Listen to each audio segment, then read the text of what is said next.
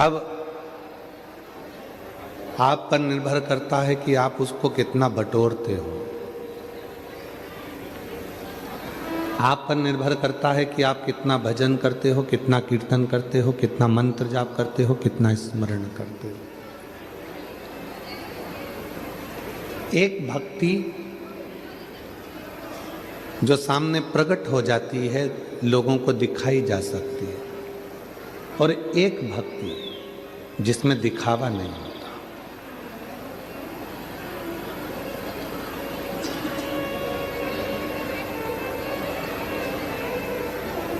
कितना सुंदर कहा है,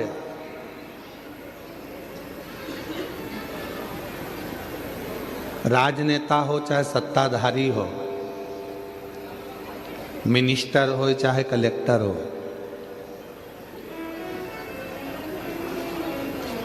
कोई कितने भी ओहदे पर बैठता है तो उसको फूलों की माला पहनाई जाती है। अपने छत्तीसगढ़ में पहनाते कि नहीं पहनाते? जम के तो बोलो, पहनाते। क्या पहनाते हैं? फूलों की माला।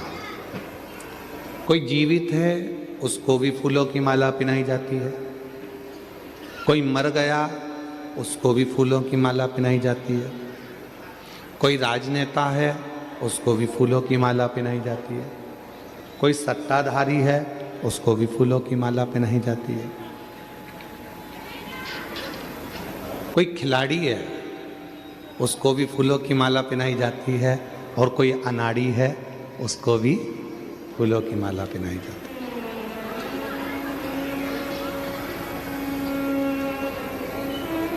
कोई प्रतिमा लगी है उसको भी फूलों की माला पहनाई जाती है।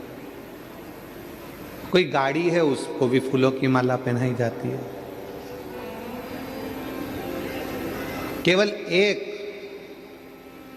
मेरे भगवान ऐसे हैं, मेरे शिव ऐसे हैं जिनको फूलों की माला नहीं पहनाई जाती।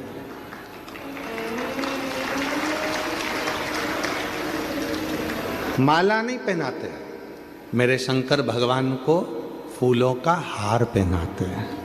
क्या पहनाते हैं?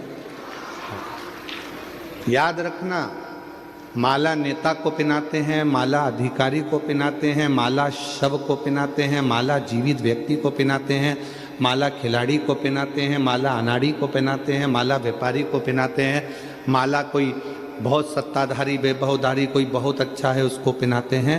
पर मेरे महादेव को माला नहीं, मेरे महादेव को फूलों का हार पहनाते हैं। वहां वो माला नहीं रहती, उसका नाम चेंज हो गया, उसका नाम बदल गया। क्या नाम हो गया? फूलों का हार।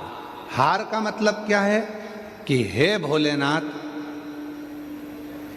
ये हार मैं आपको समर्पित कर रहा हूं, दुनिया से हार चुका हूं, अब आखिरी में तेरे पास आया हूं, तुम मुझे संभाल ले। यहां माला नहीं है। मेरे शंकर भगवानों को फूलों की माला नहीं, मेरे शंकर भगवानों को फूलों का हार दिया जा रहा है। हम हार चुके हैं संसार सागर से, हम हार चुके हैं परिवार में, कुटुंब में, नातों में, रिश्तों में, दुनिया से संघर्ष करते करते अपनी जिंदगी को लड़ते लड़ते हम हार चुके हैं। तब एक हार फूलों का लेकर आई हूं। ये फूलों का हार इसलिए लेकर आई हूं कि आप समझ जाओगे कि जैसे ये हार आपके पास में आया है, वैसे ही मैं हार कर पूरी जिंदगी से आखिरी में तुम्हारे पास आई हूं। आपने इस फूलों के हार को अपने गले में धारण कर लिया, उसी तरह मुझे भी आप अपनी जिंदगी को, जो मैं बहुत हार चुकी हूं, तो अपने चरणों में मुझे धारण कर लेना, मुझे धारण। शिवजी के गले में बासुकी नाग है, शंकर भगवान के गले में बासुकी नाग विराजमान है।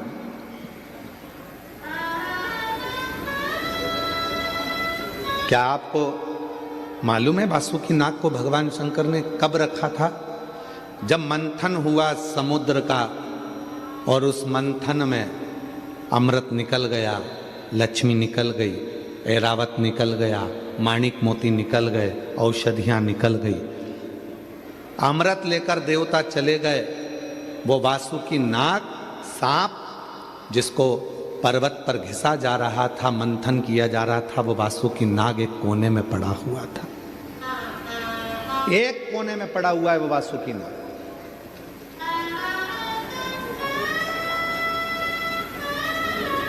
ना देवता, ना कोई दानव, ना कोई असुर, ना कोई सुर, कोई भी उस वासुकी नाग के पास नहीं गया। उसके शरीर से रक्त बह रहा था, पूर्ण तरह से वो टूट चुका था। एक ये रस्सी है, अब इस रस्सी को आपने पर्वत पर उसको बांधा और इधर से खींच रहे हो, उधर से खींच रहे हो, पर्वत का थोड़ी ना कुछ बिगड़ेगा। बिगड़ेगा काहे का? जम के बोलो जरा, रस्सी का। जो भी बिगड़ा वो रस्सी का बिगड़ा। उसी तरह वासुकी नाग की रस्सी बनाई गई थी और उसको देवता और असुर मिलकर खींच रहे थे। पर्वत का, मंदराचल का कुछ नहीं बिगड़ा, बिगड़ा तो केवल उस वासुकी नाग का, जो अंदर से पूरा टूट चुका था। घिस घिस के उसके शरीर से रक्त निकल रहा था। वो पूरा हार चुका था, पूरा हार चुका था।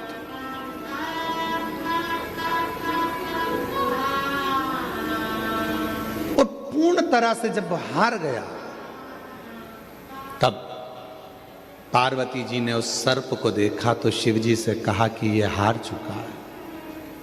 शंकर भगवान उसके पास पहुंचकर कहते हैं तू चिंता मत कर, तुझे अमृत तो भले नहीं दूंगा, पर इतना जरूर है तुझे अपने गले में, क्योंकि तू हार गया है इसलिए मैं तुझे अपने गले में हार बनाकर पहन लूंगा। ये इसलिए मेरे शंकर भगवान को माला नहीं, फूलों की माला नहीं, मेरे शंकर भगवान को फूलों का हार पहनाते हैं। मेरे शिव फूलों का हार पहनते हैं, फूलों का। सब दूर से हार गया हूं। माला फूलों की पहनाओ नेता को, माला फूलों की पहनाओ राजनेता को, माला फूलों की पहनाओ अधिकारी को, माला फूलों की पहनाओ खिलाड़ी को, माला फूलों की पहनाओ व्यापारी को, माला फूलों की पहनाओ फैक्ट्री के मालिक को, माला फूलों की पहनाओ मजदूरों के आनंदमय अध्यक्ष को। जितने अध्यक्ष, उपाध्यक्ष, नेता, मंत्री, संतरी, कंत्री जितने भी हैं, जो मूर्तियां लगी होती हैं, स्टेचू लगे होते हैं, माला उनको पहनाओ। सब देवताओं को माला पहना सकते हो, मना नहीं है, पर मेरे शंकर भगवान को माला नहीं पहनाई जाती। मेरे शंकर भगवान को जब फूलों का माला नहीं, फूलों का हार जाता है, और वो हार अर्थात मैं जिंदगी से हार चुका हूं, अब मुझे स्वीकार कर लीजिए, इसलिए उसको हार कहा जाता है। शिव के मंदिर में फूलों की माला नहीं होती है, शिव के मंदिर में फूलों का हार होता है। बहुत हारा हूं तब तेरे दरवाजे पर आया हूं, तब तेरे।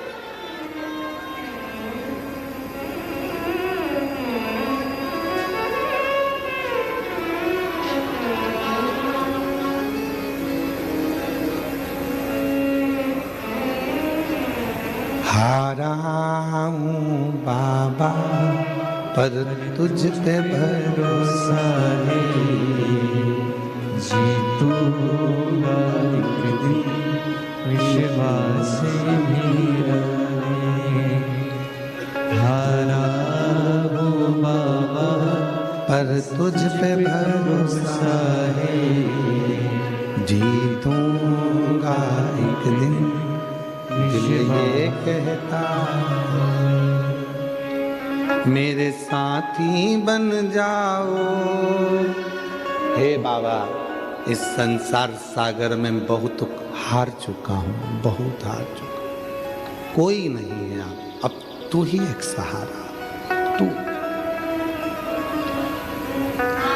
एक लड़की अपने मम्मी पापा से कहती है कि मैं नीट का एग्जाम दे देकर थक गई हूँ और अब मैं परीक्षा नहीं दूंगी, मेरा नीट क्लियर नहीं हो रहा। और माँ ने उससे कह दिया कि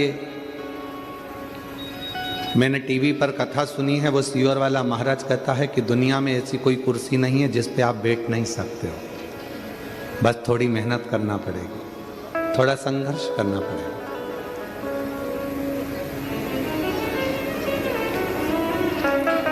एक बार शिव महापुराण की कथा में पहुंचना पड़ेगा। चल मैं तुझे लेकर कुबरेश्वर धाम चलती हूँ, सीहोर चलती हूँ। उस बेटी ने लिखा, ना जाने कुबरेश्वर धाम की मिट्टी में ऐसा क्या है। हम रुद्राक्ष महोत्सव में कथा सुनने के लिए आए थे, पर रुद्राक्ष महोत्सव की वो कथा ना जाने क्या असर करती है कि बाबा से जो मांगो वो बाबा तुरंत प्रदान कर देता है। ये समझ नहीं आता। बेटी से माँ ने कहा, चल मैं तुझे सीहोर लेकर चलती हूँ कुबरेश्वर धाम, और वहां बैठकर रुद्राक्ष उत्सव है, कथा सुनना रहना। बेटी जब अब जाने लगी तो उसकी छोटी बहन कहने लगी, मम्मी तू तो ऐसी शर्त से बात करती है कि सीहोर वाले महाराज कथा कहते हैं और सुन लो तो ही उसका फल मिल जाता है, तो मैं भी चलती हूँ। छोटी बेटी भी साथ हो गई। बहन की एक लड़की थी, उसने कहा मौसी तुम जा रही हो तो मैं भी चलती हूँ। सीहोर पहुंच गए। कुबरेश्वर धाम पर रुद्राक्ष महोत्सव की 7 दिन की पूरी कथा आसन लगाकर, अपनी दरी बिछाकर, अपनी ओढ़ने का कम्बल सब लेकर गए। सुना। दोनों लड़कियां जो साथ में गई थी, एक लड़की तो दे रही थी नीट का एग्जाम बड़ी वाली, 2 लड़कियां साथ में गई थी, उनने भी कह दिया। एक बोली, मौसी तुम कहती हो कि सीहोर वाला बाबा कहता है कि यहां से कोई खाली नहीं गया है, तो हम भी नीट का एग्जाम देंगे। छोटी बहन ने कहा कि मैं भी दूंगी, और देखती हूँ वो सीहोर वाले बाबा को, क्या हम तीनों नीट का एग्जाम क्लियर कर सकते हैं। पत्र आया।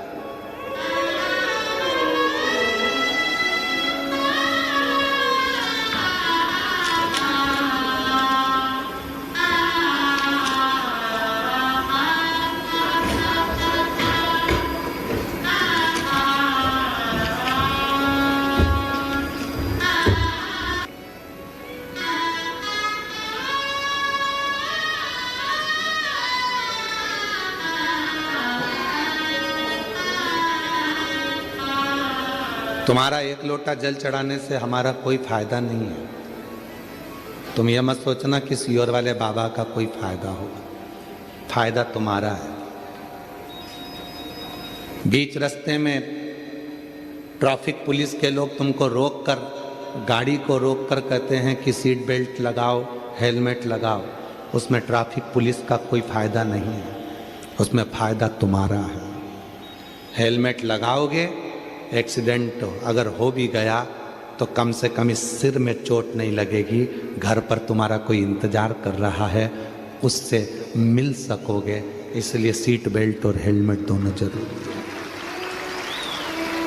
सीट बेल्ट भी जरूरी है और हेलमेट भी जरूरी है। इसमें ट्रैफिक पुलिस का फायदा नहीं है। हेलमेट लगाने का प्रेशर दिया जाता है, हेलमेट लगाओ, हेलमेट लगाओ। क्यों लगाओ? तुम्हारी सुरक्षा के लिए, तुम्हारी रक्षा के लिए। छोटे छोटे घर में बच्चे हैं, घर में कोई इंतजार कर रहा है तुम्हारा कि पापा बाजार गए हैं, आते होंगे, और कोई घटना घटे, उससे अच्छा कि हेलमेट लगाओ, सीट बेल्ट लगाओ, क्या जाता है।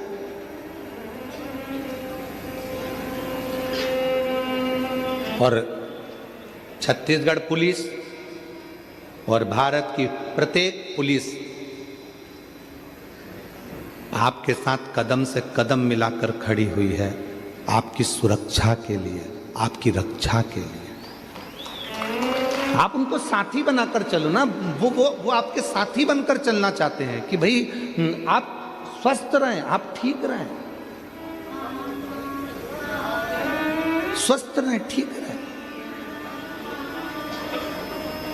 मैं नगपुरा की इस कथा में यहाँ के कलेक्टर महोदय को, यहाँ के एसपी महोदय को, यहाँ के एसएसपी महोदय को, यहाँ के कमिश्नर आदि का जितने भी अधिकारी गण हैं, जितने टीआई महोदय, जितने एसपी, एसएसपी, आईजी, कमिश्नर, और यहाँ के कलेक्टर महोदय और यहाँ का जितना पुलिस बल जो भी लगा है, उनको मैं बहुत बहुत साधुवाद देता हूँ, जिन्होंने इस कथा को पूरा संभाल लिया।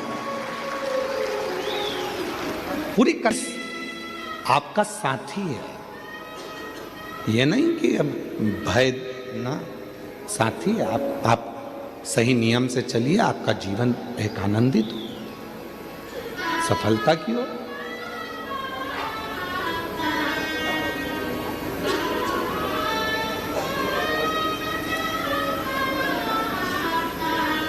शिव कथा कह रही है,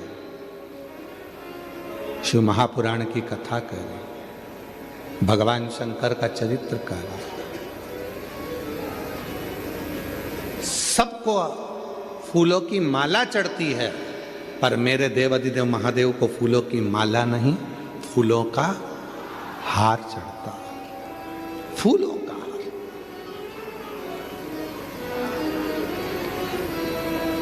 सब देवताओं को भी फूलों की माला चढ़ जाती होगी, पर मेरे देवाधिदेव महादेव को तो केवल फूलों का हार। क्यों? क्योंकि उस बासुकी नाग पूरा हार चुका था, पूरा हार चुका था। वो वासुकी नाग अंदर से टूट चुका था, पूरा हार चुका था। और मेरे भोले बाबा ने कह दिया, तू हारा है, इसलिए मैं तुझे अपना हार बना लेता हूं, तो चिंता मत कर, मैं तुझे संभाल लूंगा। संभाल। जब पूरी दुनिया से ठोकर खाकर थक जाओ, जगह जगह पर जाकर तुम थक जाओ, सारी दुनिया के हाथ जोड़ते जोड़ते थक जाओ, तब आखिरी में मेरे शिव के पास आओ, तब मेरे भगवान शंकर के पास आओ। पर शिव के पास जब भी जाओ तो थोड़ा चेहरे पर स्माइल होना चाहिए। हम पहले भी कहे, आज फिर कहते हैं, अपनी स्माइल और अपनी स्टाइल कभी कम मत होने दो।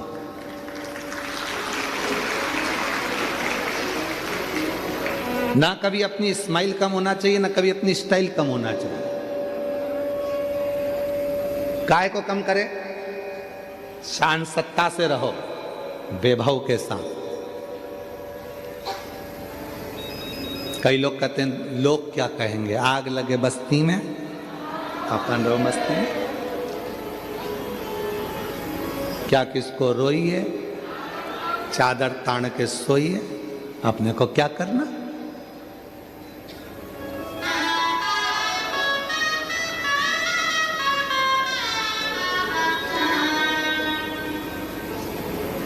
जो तुम्हारे पास में है उसमें खुश रहना प्रारंभ करो। छोटे से मकान में रह रहे हो ना, उसमें भी खुश रहो। गाड़ी छोटी है ना, उसमें भी खुश रहो। छोटा मोबाइल है ना, उसमें भी खुश रहो। जाई विधि राखे शंभु, ताई विधि रहिए। नमः शिवाय, नमः शिवाय, नमः शिवाय मुख से कहिए। जैसा शिव रखे, जैसा मेरा उघड़दानी मेरा शंभू रखे, वैसे रहो प्रेम।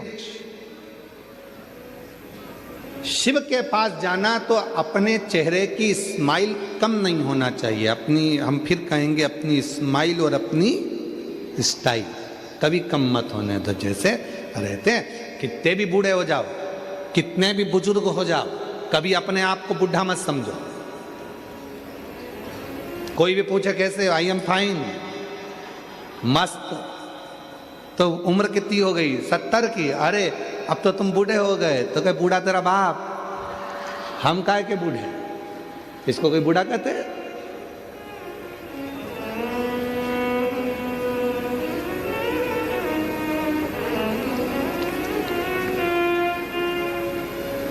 सरकारी नौकरी करने वाले को गवर्नमेंट 65 साल की उम्र में, 60-65 ऐसी कोई उम्र होती है, उस उम्र में उनको कह देती है कि अब तुम रिटायर हो गए, अब तुम घर जाओ।